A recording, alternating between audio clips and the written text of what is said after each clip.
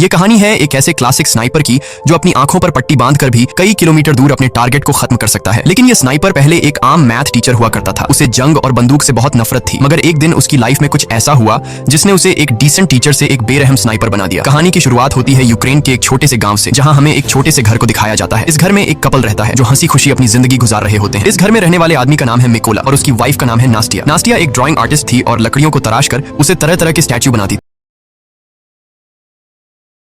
मिकोला एक टीचर है और पास ही के एक स्कूल में बच्चों को मैथ पढ़ाता है। वो एक बहुत ही अच्छा टीचर है और सभी बच्चे उससे काफी खुश हैं, सिवाय एक के जिसका नाम था एवन। एवन एक बहुत ही बदतमीज लड़का था। वो हर दिन क्लास में अपने टीचर मिकोला को परेशान करता। एवन एक रिच फैमिली से बिलोंग करता था, जबकि मिकोला एक गरीब इंसान था। इसलिए एवन मिकोला के लुक्स और कपड़ों का मजाक भी उड़ाया करता। वो चाहता था कि मिकोला उसकी बदतमीजी से तंग होकर उस पर हाथ उठाए और फिर वो उसका कंप्लेंट करके मिकोला को स्कूल से निकलवा दे। लेकिन मिकोला बहुत ही शांत इंसान था। मिकोला को उसकी बातों से कोई फर्क नहीं पड़ता और वो अपनी जिंदगी में मस्त रहता। मिकोला के घर में कोई भी इलेक्ट्रॉनिक सामान जैसे टीवी वगैरह नहीं होने की वजह से उसे दुनिया की खबर नहीं मिल पाती थी। एक दिन जब मिकोला अपने स्कूल में था, तब उसने टीवी पर एक खबर सुनी कि रशिया ने यूक्रेन पर हमला कर दिया है, जिसमें बहुत से सोल्जर्स मारे गए हैं और रशिया ने यूक्रेन की बहुत सी जगहों पर कब्जा कर लिया है। शाम को जब मिकोला अपने घर आया तो उसे यह बात पता लगी कि उसकी वाइफ प्रेग्नेंट है। ये जानकर उसे बहुत खुशी हुई क्योंकि अब मिकोला फादर बनने वाला था। इन दोनों ने मिलकर इस खुशी को सेलिब्रेट किया। अगले दिन मिकोला अपनी वाइफ को बाय बोलकर स्कूल की तरफ बच्चों को पढ़ाने के लिए अपनी साइकिल पर निकल पड़ा। लेकिन जब वो रास्ते में था तब उसने दो सोल्जर्स को देखा जो सिगरेट जलाकर एक अलग सी वर्दी पहनकर खड़े थे। वो वर्दी किसी यूक्रेनियन सोल्जर्स की बिल्कुल भी नहीं थी, जिससे देखकर उसे कुछ अजीब लगा। लेकिन मिकोला ने सोचा कि शायद सरकार ने सोल्जर्स की वर्दी को चेंज कर दी हो, इसीलिए मिकोला ने उस पर ज्यादा ध्यान नहीं दिया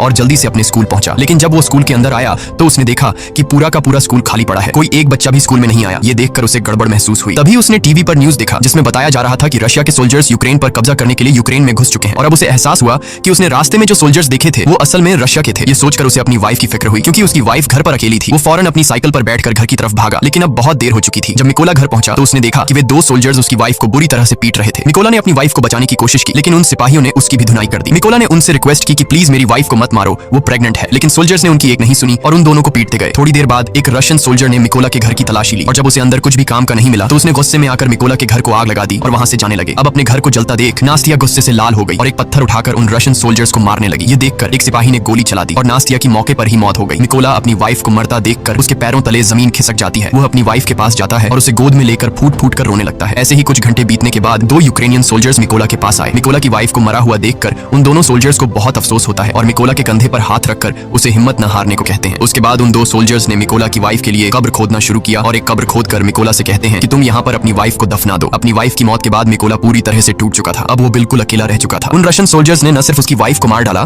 बल्कि मिकोला के आने वाले बच्चे और उसके घर को भी जला दिया। इसलिए अब वो बदले की आग में जल रहा था और उसे हर हाल में उस रशियन सोल्जर को मारना था जिसने उसकी बीवी पर गोली चलाई थी। उस सोल्जर से बदला लेने का एक ही रास्ता था कि वह यूक्रेनियन सोल्जर्स में शामिल हो जाए। इसीलिए वह यहीं पर उन दो सोल्जर से रिक्वेस्ट करता है कि प्लीज मुझे भी अपने साथ ले चलो, मैं भी यूक्रेन आर्मी में शामिल होना चाहता हूँ। इसके बाद वे दोनों सोल्जर्स मिकोला की बात मान लेते हैं और उसे गाड़ी में बैठाकर मिलिट्री बेस ले जाते हैं। जाने से पहले मिकोला अपनी वाइफ के हाथों का बनाया हुआ छोटे से स्टैचू को अपने पास रख लेता है जो उसकी वाइफ ने इसकी रक्षा के लिए बनाया था। जब ये लोग मिलिट्री बेस पहुंचते हैं तो वहां उनका सीनियर मिकोला को देखकर उन दो सोल्जर्स पर गुस्सा करने लगता है और मिकोला को फौज में भर्ती करने से मना कर देता है, क्योंकि उनके सीनियर को मिकोला पर शक होने लगता है कि कहीं मिकोला कोई जासूस ना हो। जब सीनियर ने उन दो सोल्जर्स से अच्छी तरह मिकोला के बारे में जानकारी हासिल की और मिकोला ने भी उसे पूरी बात बताई कि किस तरह से रशियन सोल्जर्स ने मेरी वाइफ को बेरहमी से मार दिया और मेरे घर को जला दिया, इसलिए अब मेरे पास जीने की कोई वजह नहीं है। और उसने उस सीनियर को यकीन दिलाया कि वो रशियन सोल्जर को मारकर इस देश को आजाद करना चाहता है। ये सुनकर वह सीनियर मिकोला को यूक्रेनियन आर्मी में भर्ती करने के लिए राजी हो जाता है और अगले दिन से ही उसकी ट्रेनिंग शुरू हो गई। अब चूंकि मिकोला एक आम इंसान था इसलिए उसे ट्रेनिंग के दौरान काफी मुश्किल हो रही थी। उसने अपनी पूरी जिंदगी मैथ का सब्जेक्ट पढ़ाया था और बंदूकों के बारे में उसे कोई भी जानकारी नहीं थी। जब सभी फौजी बंदूकों को असेंबल कर रहे थे तो उनके मुकाबले में मिकोला काफी स्लो था और वह सबसे आखिर में बंदूक को असेंबल करता है। ये देखकर उस ऑफिसर को लगता है कि मिकोला कभी भी एक अच्छा सोल्जर नहीं बन पाएगा, लेकिन उसने भी हार नहीं मानी और अपनी ट्रेनिंग पर फोकस रखा। एक रात ट्रेनिंग के दौरान मिकोला अपने सीनियर से कहता है कि वह उसे उसके नाम से न बुलाए क्योंकि उसका कोड नेम रेवन है। ये सुनकर सभी उस पर हंसने लगे और सीनियर ने उसे बताया कि कोड नेम इतनी आसानी से नहीं मिलता, उसके लिए सोल्जर को देश के लिए कोई बड़ा कारनामा करना पड़ता है। मिकोला ने इन बातों को नेगेटिव नहीं लिया और वह और ज्यादा मेहनत करने लगा। रात को इतने लोग स्नाइपर बनना चाहते हो? ये सुनकर कुछ लोग खड़े होते हैं और उन लोगों के बीच मिकोला भी होता है क्योंकि वह भी एक स्नाइपर बनना चाहता था। मिकोला को देखकर सभी सोल्जर्स हंसने लगे। मिकोला को देखकर उसका सीनियर उससे कहता है कि तुम अभी एक स्नाइपर बनने के लिए तैयार नहीं हो।